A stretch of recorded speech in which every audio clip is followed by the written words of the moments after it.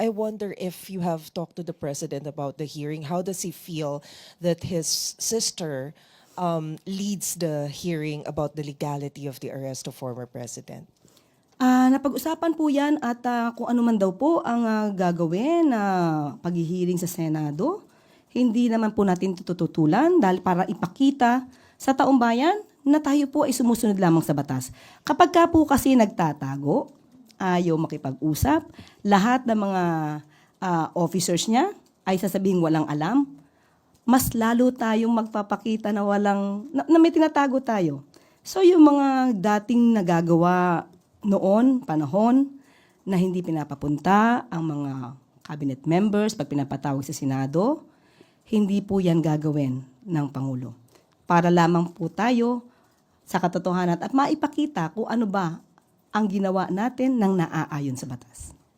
But isn't this in a way awkward or slap on the administration considering that, well, Senator Amy is also an admin candidate?